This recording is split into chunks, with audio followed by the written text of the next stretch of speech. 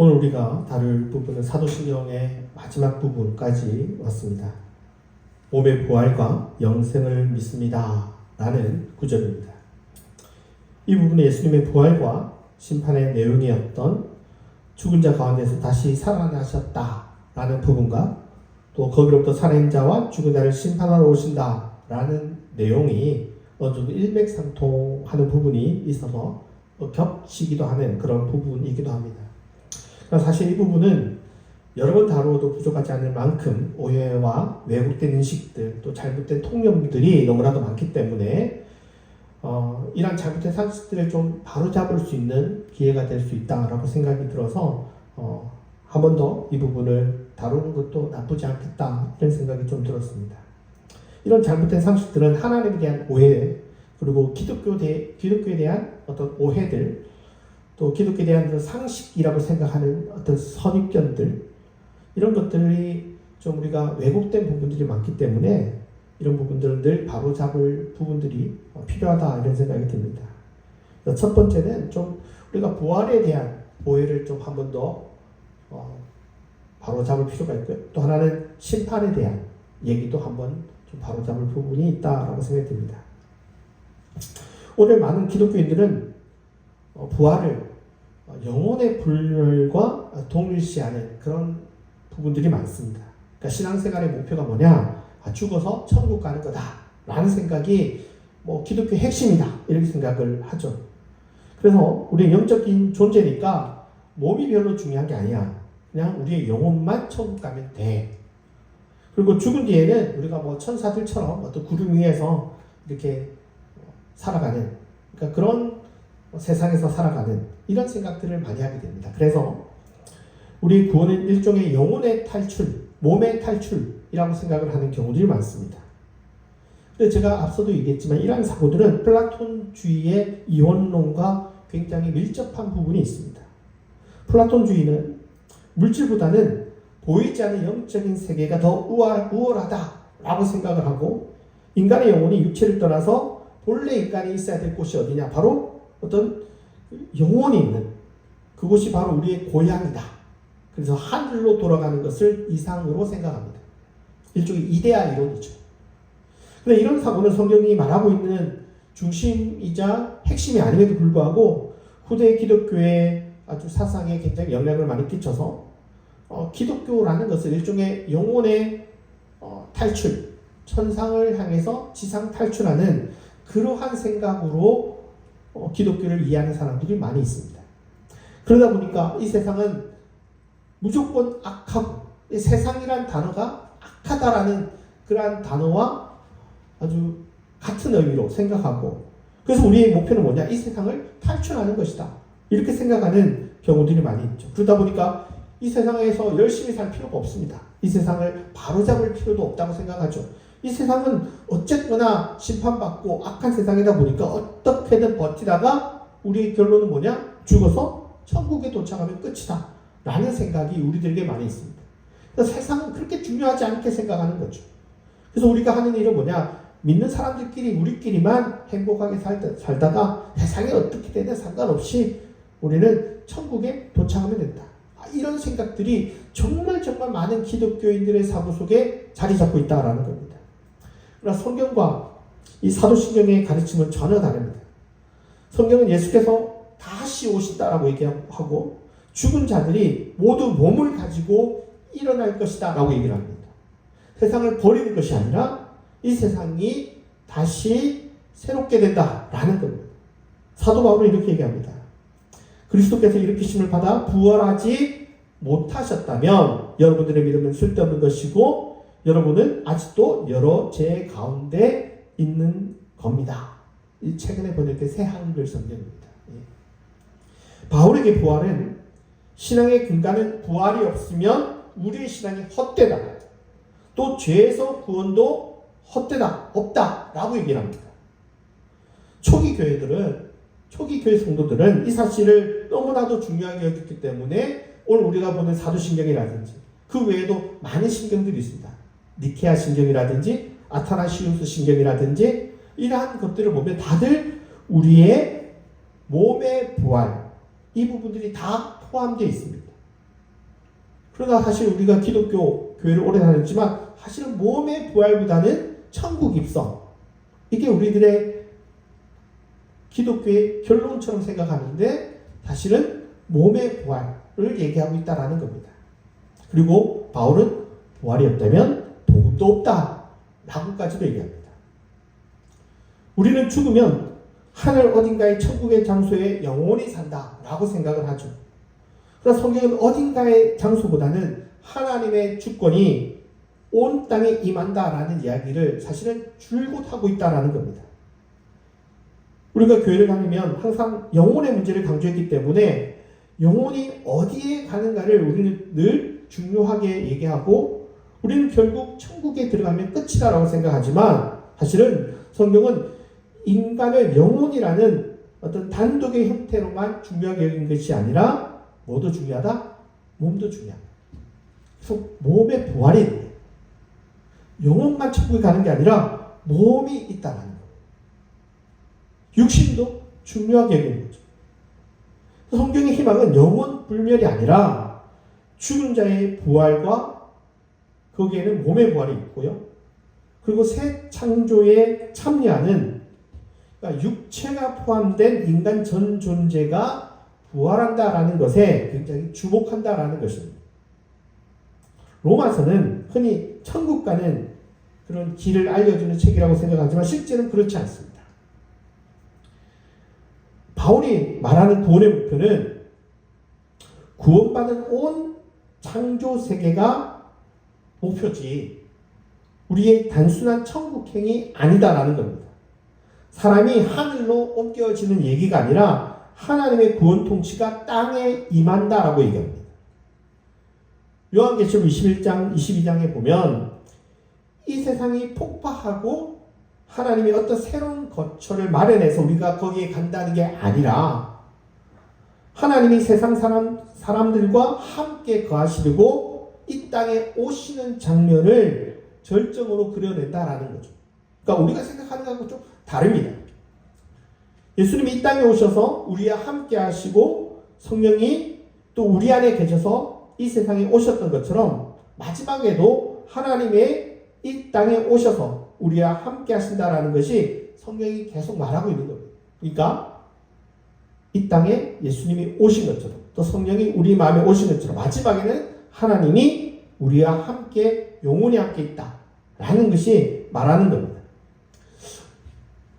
저는 그런 생각이 좀 들더라고요. 영화 같은 걸 보면 악으로 인해서 세상이 어두워지고 나무들이 죽고 풀이나 꽃이 다 져버린 그런 어두운 세상이 있었는데 이제 악을 선이 이겼을 때 그때 어떤 일이 벌어지냐면 갑자기 그 빛이 세상을 쫙 펴지잖아요.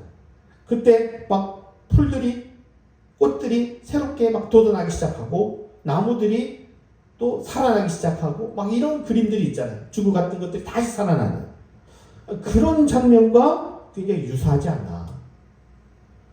오히려 성경이 말하는 천국이라는 것은 먼 지구 밖의 어떤 장소라기보다는 이 세상의 회복과 이 땅에 하나님의 통치가 임하는 것, 이것이 성경이 계속해서 말하는 그런 그림이다라는 것입니다.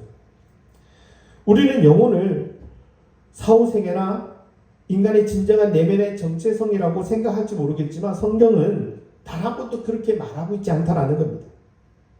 성경이 육체가 없는 영혼에 집중한 적이 별로 없어요. 그러나 후대 기독교에서는 육신은 그렇게 중요하게 생각 안 했잖아요. 우리가 늘 교회에서 들었던 거죠. 영혼만 천국 가면 된다 생각했던 거죠. 그러나 그렇지 않습니다. 오늘날의 대다수의 학자들이나 교단들이 육체 없는 영혼의 새로운 깨어남이 아니라 이 세상의 갱신, 이 세상의 회복으로 이야기한다라는 겁니다. 불멸의 영혼이 천국에 올라가서 산다라는 것은 우리가 생각하는 성경이 말하고 있는 마지막 종말의 모습이 아니다라는 거죠. 오히려 이 세상이 새롭게 되고 새 창조가 되어서 하나님이 통치하는 곳이 초기 기독교인들과 그리고 성경이 말하고 있는 내용의 핵심이다라는 겁니다. 그래서 사도신경이나 초기 신경들, 아타나시우스 신경이라든지 니케아 신경이라든지 이러한 신경들이 항상 얘기하는 게 뭐냐면 그것이 부활이란 부활. 좀 쉽게 얘기하면요. 여러분들 제가 어렸을 때 요술공주 민키라는 만화가 있었습니다. 원래 민키가 사는 세상은 페넬란드라고 하는 꿈의 나라예요. 꿈의 나라. 근데 꿈의 나라라는 곳이 있었는데 그 지구와 이 꿈의 나라가 원래는 하나로 있었어요. 처음에는. 근데 인간들이 꿈과 희망을 잃어가면서 이 두 세계가 떨어져 나갑니다. 단절이 된 거예요. 근데 이제 그 요술공주 민키가 있던 그곳에서 민키가 지구에 와서 하는 일이 뭐냐면 꿈과 희망과 선한 마음을 되찾게 하려고 뭐 여러 가지 일들을 벌이는 거예요. 그렇게 하면 어떤 일이 벌어지냐? 이 다른 세계와 지구가 하나로 자꾸 연결되게 돼요. 그래서 나중에는 이 두 세계가 하나가 겹쳐지는 게 이 요술공주 민키가 그려내는 그런 구도인 거죠. 성경도 이와 유사한 그러한 구도를 하고 있다라는 겁니다. 여러분, 창세기는 하나님의 거처가 세상과 결합된 세상이었지만 인간의 죄로 인해서 이 세상과 떨어져 나가게 되는, 결별하게 되는, 떨어지게 되었다라고 얘기를 하고 있습니다. 그러나 이 세상의 원래 구조는 하나님이 함께 살 수 있는 거처로 설계되었다는 겁니다. 성막이 이런 얘기를 하는데요. 상당수의 학자들은 이 성막, 쉽게 말하면 교회죠. 고대 사회 교회죠. 이 성막이 창조의 세계의 모습을 담아낸 그러한 장소다라고 얘기를 많이들 합니다. 그레고리 빌이라고 하는 성전신학이라는 지금 한 800페이지 책인가요? 하여튼 되게 두꺼운 책이 있습니다. 이 그레고리 빌이라는 사람이 하는 얘기는 뭐냐면 요한계시록에서 가장 중요한 학자입니다. 이 학자가 얘기를 뭐라고 하냐면 성막은 창조 세계를 축소하거나 상징한 공간이다. 그리고 이 성막은 이 세상의 어떤 모습들을 다 담아낸 그런 모습이다 라고들 얘기하고 상당수의 학자들이 여기에 동의합니다. 그래서 성막은 하늘과 땅이 만난 그 원형이라는 거예요. 원형. 창조세계의 원형. 그러면 그 마지막은 어떻게 일어나느냐? 마지막이 그 바람이 이루어진다는 겁니다. 그게 어디서 일어나냐? 계시록에서 일어난다는 겁니다. 계시록에 보면 내가 들으니 보좌에서 큰 음성이 나서 이르되 보라 하나님의 장막이, 그죠? 이게 그냥 나오는 표현이 아니에요. 하나님의 그 성막이 사람들과 함께 있음에 하나님이 그들과 함께 계시리니 그들은 하나님의 백성이 되고 하나님은 친히 그들과 함께 계셔서, 그러니까 하나님이 사람과 함께 거하기 위해서 오신다 라는 것이 이 모든 성경의 핵심 이야기라는 겁니다. 그리고 그때 우리의 부활이 필요하게 되는 거죠.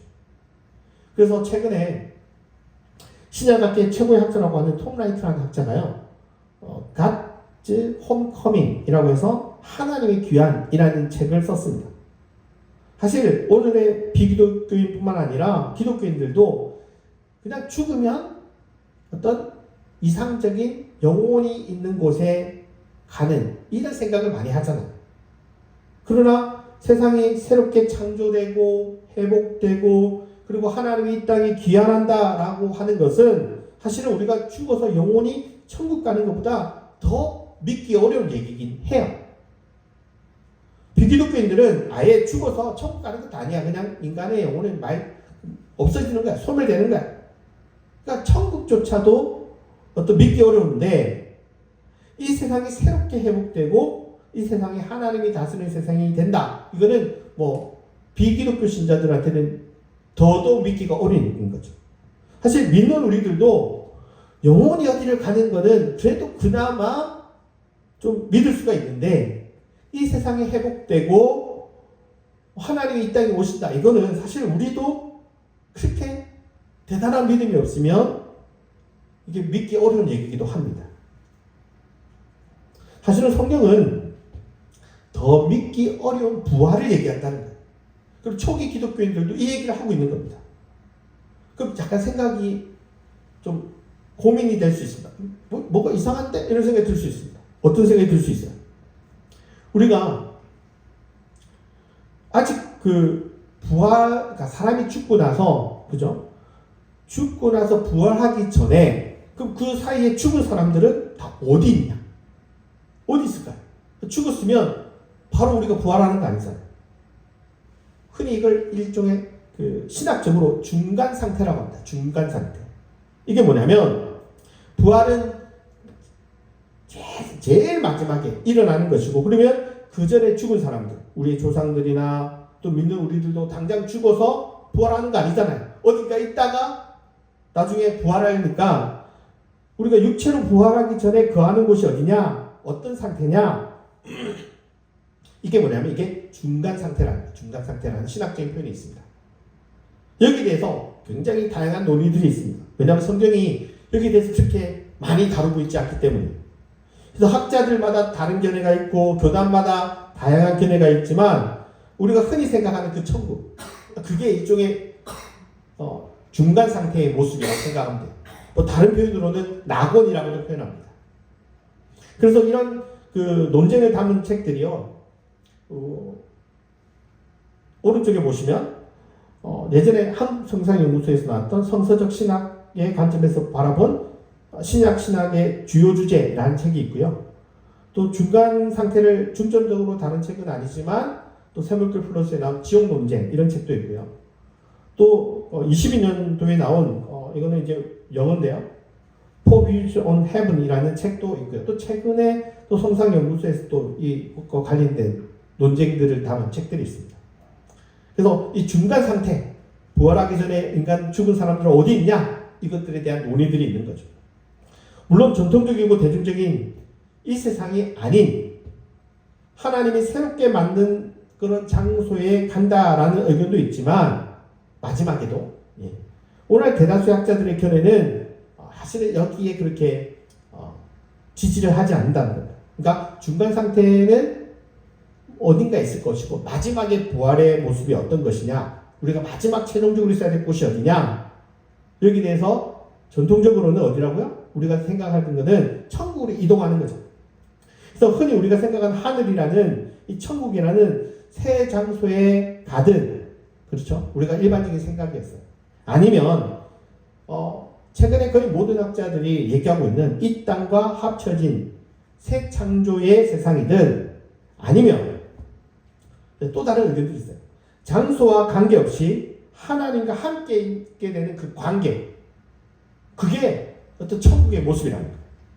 또 어떤 사람들은, 이건 이제 캐톨릭 입장인데요, 하나님을 직접 보게 되는 어떤 상태가 된다. 그게 천국의 모습이에요. 그게 어떻든 간에 이 네 가지가 다 말하고 있는 것은 뭐냐면 결국 우리는 어떻게 되냐? 하나님과 함께 있다는 거예요. 그러니까 마지막 부활의 모습은 뭐 모습이 어떻든 장소가 어떻든 하나님과 함께 있다는 게 모든 결론들입니다. 새 창조에 대한 해석이 오늘날 대다수의 성사학자들의 견해이긴 하지만 저는 뭐 전통적인 견해, 새로운 어떤 천국에 우리가 간다, 이것도 뭐 굳이 뭐 틀렸다 이렇게 얘기할 필요는 없다고 생각합니다. 아직 이 땅이 새롭게 변화되고 창조되고 새롭게 되어서 하나님이 우리에게 오신다라는 견해가 좀 받아들이기 어렵다. 그러면 전통적 개념으로 우리가 천국 간다, 그렇게 생각해도 저는 무관하다고 생각합니다. 물론 영혼 탈출이 아닌 창조의 회복이고 하나님이 이 땅에 오신다는 견해를 우리가 좀 더 성경이 말하고 있는 견해구나 라는 것을 받아들이시면 더 좋긴 하지만 말이죠. 그렇다고 해서 뭐 천국 개념 이게 뭐 믿는다고 뭐 2단이고 3단이고 그렇지 않습니다. 어찌됐든 모든 결론이 뭐냐면요, 부활이 말하고 있는 것은 마지막에 하나님이 우리와 함께 하신다. 그거는 모든 부활에 대한 견해들이 다 동일합니다. 두 번째 오해를 좀 한 번 더 살펴보겠습니다. 우리가 천국에 대한 대중적인 오해를 좀 다뤘다면 이것보다 더 큰 문제가 하나 더 있습니다. 심판의 문제입니다. 우리는 최후 심판의 모습을 생각하면 그때의 예수님의 모습이 우리가 생각하는 평소의 예수님의 모습과 너무 다른 거예요. 예수님이 어떤 모습이냐? 심판자이신 하나님이신 예수님, 그 이미지가 굉장히 강합니다. 공포스러운 예수님, 공포스러운 하나님에 대한 그림이 있는 거죠. 우리가 종말하면 어떤 그림들을 생각합니까? 이 세상의 마지막 때 어떻게 된다 생각합니까? 첫째는 공포를 조장한다고 생각합니다. 공포가 있는 그 모습이죠. 두 번째는 이 땅을 떠난 어떤 도피적인 종말 개념도 있고, 또 세 번째는 허무적인 종말론도 있습니다. 예를 들어서 허무적인 종말론이라는 것은 어차피 죽는 건데 무기력하게 살거나 아니면 향락이나 쾌락 속에 살고 막 소비에 몰두해 가는, 그냥 아무렇게나 사는 그런 인생도 있는 거죠.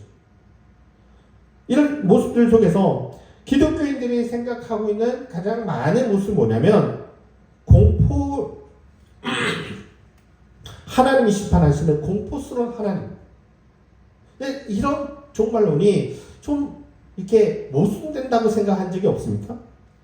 그럼 우리가 무언가 어떤 심판을 생각하면 정의와 공의의 심판, 그거 옳지. 마지막에 그거 하는 거 오라. 그런데 그렇게 정의를 판단하시는 하나님, 또 믿는 자들만 또 통과시키는 하나님의 모습이 있지만, 뭔가 잘못한 사람들, 안 믿은 사람들에 대해서, 아니면 굉장히 불의한 자들에 대해서 철저하게 복수를 요구하시는, 지옥행으로 몰아가는 그런 아주 차가운 얼굴의 예수님, 하나님의 모습을 떠올리게 되는 거죠. 최후 심판의 모습을 생각하면 항상 그렇습니다. 일종의 무서운 법정의 판사의 얼굴이죠. 물론 믿는 사람들은 무사 통과라고 하더라도 심판대에 앉아서 사람들을 마치 염라대왕처럼 너 이번에 지옥, 넌 천국 이렇게 가르는 모습은 우리가 이 땅에서 자비롭고 은혜롭고 또 사랑의 그 예수님의 얼굴과 너무나도 다른 얼굴이라. 근데 이거를 우리가 이상하게 안 느껴요. 왜? 종말은 그러니까. 이걸 그렇게 너무 당연하게 생각하는 겁니다. 이 무서운 이미지를 어떻게 생각해야 될까요? 이 얼굴이 우리가 아는 예수님의 얼굴일까요? 제가 이 주제를 공부하면서 매우 흥미로운 이야기를 하는 학자의 견해를 봤습니다. 18세기 중반에 세워진 독일 비스에 있는 술레 성당에 그려진 천장화가 있습니다. 보통 우리가 그 종말의 모습의 하나님의 모습, 어떤 모습입니까? 법정의 심판자의 무서운 얼굴이잖아요.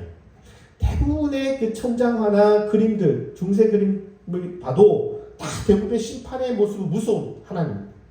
그런데 여기는 좀 다릅니다. 어떤 영광의 광채를 좀 더 자세히 볼까요? 영광의 광채를 발하시면서 재림하시는데 어디 앉아 계시냐? 무지개 위에 앉아 계신 따뜻한 예수님의 얼굴의 모습을 한 그런 천장화가 있습니다. 이 그림은 보시면 어때요? 밝고 푸르고 뭔가 좀 따뜻합니다. 그러니까 우리가 생각했던 어떤 심판의 모습과 그림이 좀 다른 거죠. 우리가 잘 아는 어떤 바티칸의 시스티나 성당, 최후의 심판, 이런 그림들, 무서운 그림들이 아니라 이 비스 성당의 최후 심판의 모습은 굉장히 온화하고 어떤 안정적이고 여기는 가고 싶어 이런 생각이 드는 그림이라는 겁니다. 그래서 카톨릭 신학자 중에 가장 유명한 학자이자 중요한 학자인 한스핑이라는 학자는 이 그림을 보면서 예수님이 무지개 위에 앉아있는 이 모습이 굉장히 중요하다라고 얘기를 합니다. 무지개는 딱 생각하면 우리 무슨 그림이 딱 떠오르죠? 노아 홍수 때의 용서와 화해의 표시잖아요. 그러한 무지개에 예수님이 계신다라는 것에 주목합니다. 그러면서 최후 심판이 우리가 아는 굉장히 냉정하고 무섭고 떨리는 심판자의 모습이 아니라 환영하고 따뜻한 모습으로 반겨주는 최후의 모습을 그려냈다라고 극찬을 했습니다. 자비로우신 예수님의 환영의 모습이라는 거죠. 우리가 이 최후 심판을 생각할 때 항상 생각하는 것은 심판대 위에서 뭔가 판결하는, 잘잘못을 판단하고 공의로 판단하는 그러한 분으로만 이해해서는 안 된다라는 겁니다. 오히려 어떤 환대의 하나님, 사랑하고 기다리고 보살피는 그런 환대의 하나님의 모습, 예수님의 모습으로 그리는 것이 훨씬 더 옳다라는 겁니다. 물론 하나님께서 옳고 그름을 판단하셔야겠죠. 나쁜 놈들 좀 심판해야 되겠죠. 하지만 그런 목적의 가장 중심이, 그 중심은 뭐냐가 있냐면 하나님의 자비의 실현입니다. 왜요? 하나님이 그렇게 심판하실 때는 무엇인가 그들에 의해서 상처받은 사람입니다. 그러니까 심판도 결국은 사랑의 발로에서 벌어진 거예요. 그렇다면 최후 심판의 모습은 따뜻한 환영의 모습이 훨씬 더 잘 맞는 그림이다라는 겁니다. 사실 계시록도요, 그걸 얘기하고 있는 겁니다. 너 힘들었지, 너 이 세상에서 어려웠지, 하나님이 웰컴하면서 환영하는 모습입니다. 제가 사도신경 시리즈를 하면서 믿지 않고 돌아가신 아버지에 대해서 되게 상처받으신 한선미사님 얘기를 한번 얘기를 했죠. 믿지 않으면 무조건 지옥이라는 우리의 당연한 신조를 우리는 포기하지 않습니다. 그리고 아무리 스스로 믿는다고 하지만 그의 행동이나 모습이 예수 믿는 사람 같지 않은 그런 사람들을 저는 믿는 사람이라고 볼 수 없다고 생각합니다. 정말 그런 분들은 야, 지옥 가야지 이런 생각을 하게 됩니다. 그러나 우리가 이 하나님의 심판에 대해서 한번 생각해 볼 필요가 있습니다.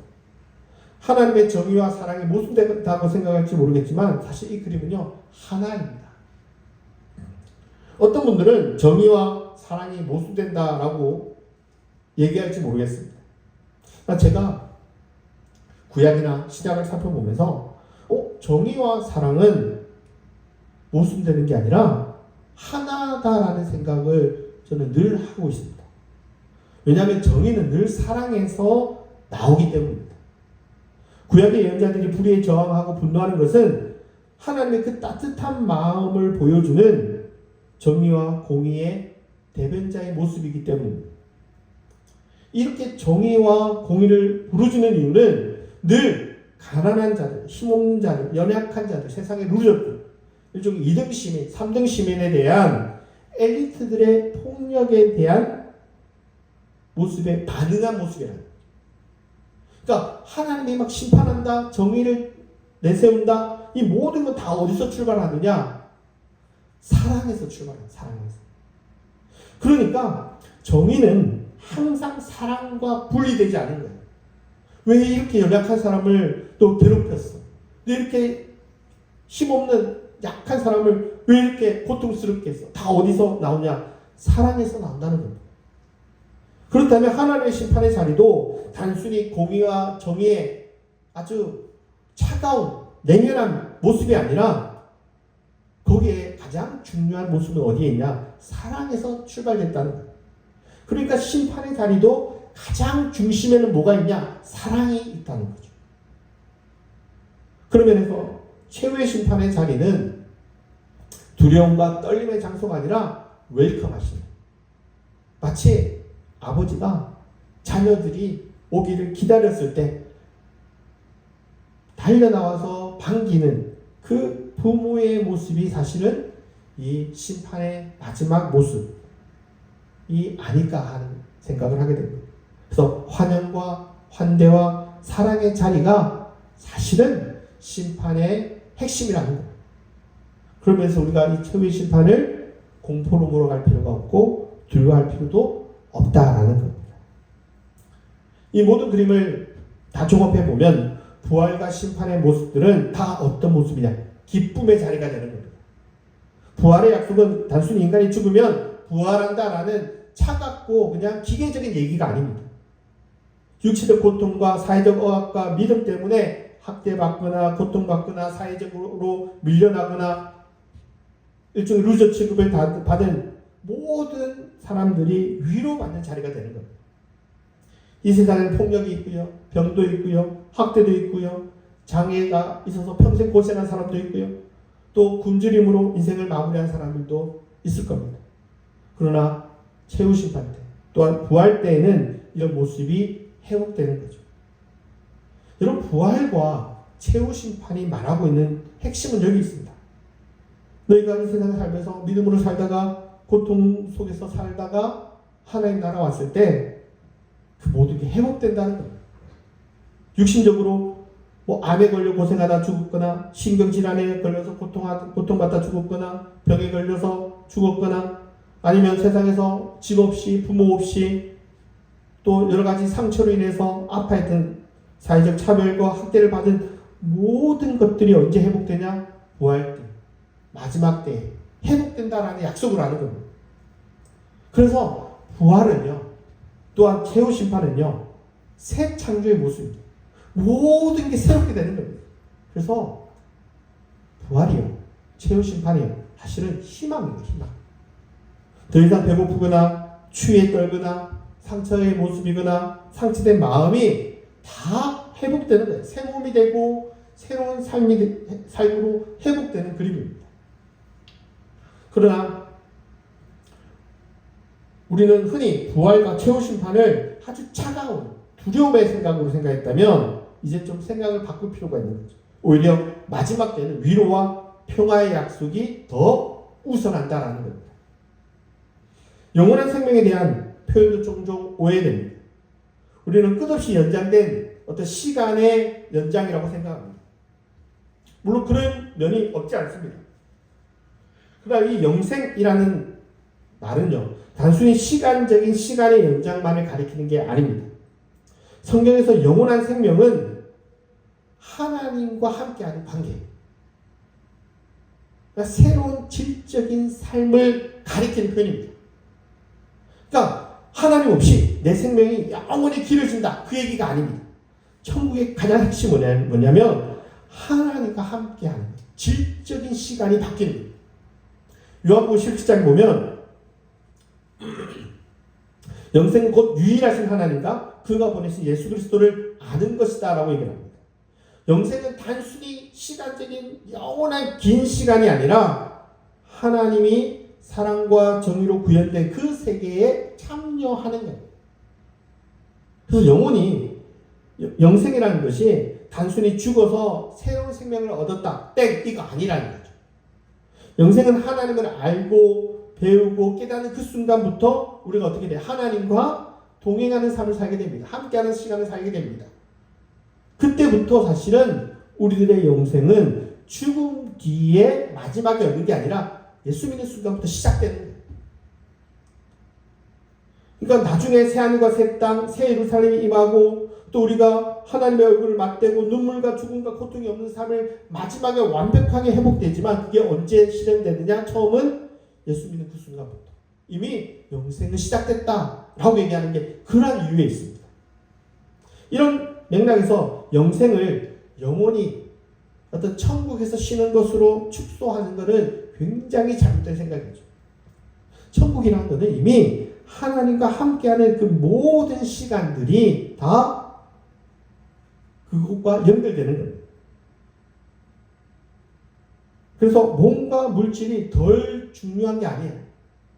영혼은 중요하고 몸은 중요하지 않다. 그렇지 않습니다. 그러니까 예수 믿는 하나님과 함께하는 그 모든 삶의 모든 시간, 모든 것들이 다 중요하게 되는 거예요. 그래서 이 세상에서 삶과 창조 세계들 그리고 우리의 모든 삶들이 소중해지는 거예요.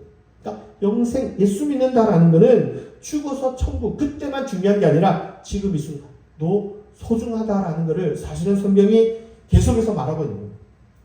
그래서 성경이 말하고 있는 영생은 예수님을 만나는 그 순간부터 새 창조가 시작되고 있는 겁니다. 거기서부터 완벽한 회복은 아니지만 우리들이 몸과 영혼이 회복되어서 주님과 동행하는 삶이 시작되었다라고 얘기하는 거죠. 우리는 하늘에서 죽은 이후에 마치 기타 치고 노래 부르고 구름 위를 뛰어다니는 그러한 마지막의 모습을 연상할지 모르겠지만 새하늘과 새 땅은 이미 예수를 만난 그 순간부터 시작되었다라는 겁니다. 그런 면에서 천국은 어떤 특별한 장소라고 이야기하지 않는 이유도 여기에 있습니다. 앞서 천국에 대한 다양한 견해를 말한 그 책들도 잠깐 보면 어떤 고전적인 이해인 어떤 특별한 장소인 천국을 말하는가 하면 지금의 대다수 학자들은 새하늘과 새 땅으로 또 땅과 하늘이 하나 된 어떤 새로운 어떤 이 세상에 새롭게 되는 천국을 이야기하기도 말하지만 사실은 그 모든 네 가지 견해들을 다 살펴보면 결국 뭐냐면 천국은요 하나님이 있는 곳입니다. 하나님과 함께하면 그곳이 천국입니다. 그러니까 그 말은 장소가 어디냐가 실은 중요한 게 아니에요. 이런 네 가지 견해들이 다 말하고 있는 것은 어떤 특별한 장소보다는 누구와 함께? 하나님과 함께하는 거예요. 그것이 천국이라는 거예요. 하나님과 함께하는 삶이라면 물론 죽어서는 완벽한 곳에 있겠지만 죽어서든 살아서든 실은 주님과 함께한다면 어디든 다 가능한 이야기라는 거죠. 여러분, 올바른 부활신앙은 이 세상의 우리들의 생각을 좀 더 수정하게 됩니다. 이 세상은 폐기되니까 필요 없어가 아니라 이 세상이 여전히 소중합니다. 왜? 하나님이 이 땅에 함께 우리와 계시기 때문에. 그래서 기독교 신앙은요, 이 세상을 포기하거나 이 세상에서 탈출하는 게 목적이나 핵심이 아닙니다. 그리고 자연을 무가치하는 거로 보지도 않습니다. 생태계도 중요하게 되는 거고요. 하나님이 만드신 세상이잖아요. 하나님이 버리신 세상이 아니잖아요. 보시고 좋더라 한 곳이잖아요. 그러니까 자연도 소중한 거예요. 환경 파괴나 기후 위기에 침묵하는 것은 사실은 기독교인의 자세가 아닙니다. 또한 잘못된 불의한 세상에 대해서도 모른 채 지나가는 것이 신앙이 아닙니다.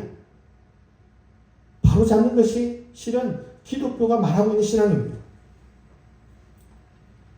여러분, 부활신앙은 창조세계를 버리거나 방치하는 것이 아니라 돌보라는 부르심. 여러분, 창세기를 보세요. 돌보라고 얘기합니다. 인간의 하나님의 명령이 이 세상을 돌보는 겁니다. 보호하는 겁니다. 지키는 겁니다. 그것이 우리들에게 주어진 것이고 그것은 세상이 어두워졌으니까 악해졌으니까 버려야 될 얘기가 아니라는 거예요. 바른 신앙은 질병이나 장애나 전쟁과의 싸움이나 미움이나 다툼의 현실을 무시하지 않습니다. 방치하지 않습니다. 세상이 더 악할수록 이 세상에 온전한 정의가 임하고 사랑이 임해서 하나님이 오시기를 기대하는 겁니다. 그리고 아픈 경험을 겪거나 상처를 입은 사람들, 회복하기 어려운 사람들, 그들의 곁을 떠나지 않는 겁니다. 부활을 믿는다라는 것은 이 세상은 필요 없어 라고 세상에 손대는 것이 아니라 오히려 그 불의한 세상 속에서 정의를 가볍게 여기지 않고 약자의 고통을 외면하지 않고 자신의 말과 행동에 책임을 지는 겁니다. 부활신앙은 어차피 천국 가는 거 아니냐라는 아니라는 생각이 아니라 지금 이 자리에서 내가 어떻게 살아야 되는가 하는 그런 질문을 던지는 신앙입니다. 우리는 마지막에 몸이 부활할 거야. 천국에 도착하면 끝이야. 이 얘기가 부활신앙의 핵심이 아닙니다. 대부분 우리가 저번 주 부활주의를 경험하면 그래 우리가 마지막에는 부활하겠지. 천국 가겠지. 그걸 보며 살아야지. 라고 생각하는 것이 끝이 아니라 그래서 이 세상의 삶을 느슨하게 생각하는 것이 아니라 오히려 삶을 더 깊이 바라볼 수 있는 시각을 주는 겁니다. 이 몸으로 이 세상에서 이 시간 속에서 하나님 앞에서 믿는 자로서 당당하게 그리스도인으로 멋지게 살아가는 고백의 시작인 겁니다. 그 사도신경의 고백은 죽음과 끝을 노래하는 게 아닙니다. 오늘의 이 시기, 이 시간이 새로운 창조의 시작을 선포하는 거예요. 이제는 죽어서 간 세상이 아니라 지금 이 땅에 새로운 창조가 시작되었다라고 얘기할 수 있는 것이 바로 창조신앙입니다. 예수님의 부활은 추수의 첫 열매이고 이미 그 끝이 시작되었다는 거예요. 우리는 그 추수에 참여하는 사람들입니다. 그러므로 우리가 몸의 부활과 영생을 믿습니다 라는 고백은 이렇게도 번역될 수 있습니다. 나는 하나님이 모든 것을 새롭게 하실 것을 믿는다. 나의 몸도 우리의 공동체도 이 창조세계도 다시 회복될 것이다. 그래서 나는 오늘 지금 이 순간 희망을 품고 책임있게 살아갈 것이다. 희망하십시오. 꿈을 꾸십시오. 행복을 노래하십시오. 이 믿음이 부활의 믿음이 우리의 마음을 뜨겁게 하고 고난 속에서도 등을 펴게 하고 또 다른 사람을 향해서 손을 내밀 수 있는 그 믿음의 출발이 바로 이 부활신앙에 있습니다. 기도하시겠습니다.